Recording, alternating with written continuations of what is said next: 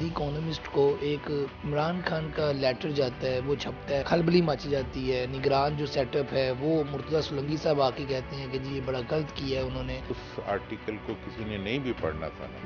تو وہ پڑھنے پہ مجبور ہو گئے۔ میاں محمد نواز شریف صاحب کو بھی جس طرح دکھایا گیا ہے ٹی وی پہ، بلکہ پی ٹی وی پہ بھی دکھایا گیا ہے، تو اور اس سے بڑی بات یہ تھی اگر حکومت نے کچھ کرنا تھا کہ اس کے جواب میں میاں نواز شریف صاحب خود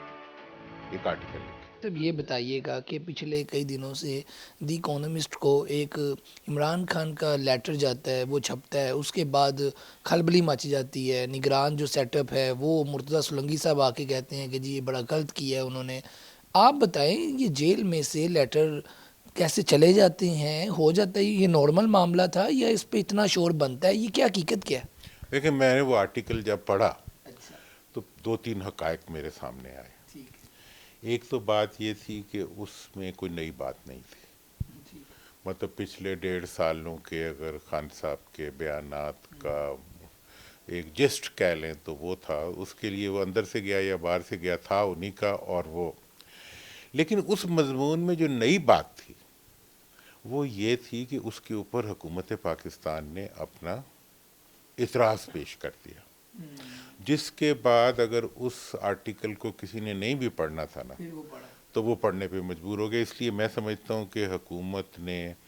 جو ہے وہ جانبداری کا مظاہرہ کیا ہے۔ نگران سیٹ اپ دوران صاحب، نگران سیٹ اپ تو پھر 21 اکتوبر کو میاں محمد نواز شریف صاحب کو بھی جس طرح دکھایا گیا ہے ٹی وی پہ، بلکہ پی ٹی وی پہ بھی دکھایا گیا ہے، تو پھر یہ میرا خیال جانبداری ہوئی نا، غیر جانبداری تو نہیں ہوئی ان کی۔ دیکھیں جی ان کی جانبداری تو پھر انہوں نے اگر میاں صاحب کے ساتھ جانبداری کی تھی جس پہ ہم نے بڑا اعتراض کیا تھا، تو اس خط کے ذریعے یا اس اعتراض کے ذریعے انہوں نے خان صاحب کے ساتھ بھی جانبداری کر دی ہے کہ ان کو اگر کسی نے نہیں بھی پڑھنا تھا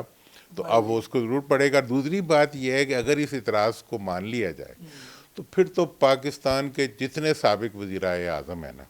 ان میں سے کوئی بھی کسی اخبار میں کچھ نہیں لکھ سکتا، ساروں پہ مقدمے ہیں، یا تھے یا رہے ہیں یا ہو سکتے ہیں یا چل رہے ہیں یا۔ اور اس سے بڑی بات یہ تھی اگر حکومت نے کچھ کرنا تھا تو میرا خیال یہ کہ بلکہ ابھی بھی میری یہ خواہش ہوگی کہ اس کے جواب میں میاں نواز شریف صاحب خود ایک آرٹیکل لکھے۔ اور وہ چھپے گا کہاں پہ؟ اکانومسٹ کو ہی بھیجیں، وہ چھاپے گا ضرور، اور حکومت کو چاہیے کہ اپنا پورا انفلوئنس یوز کرے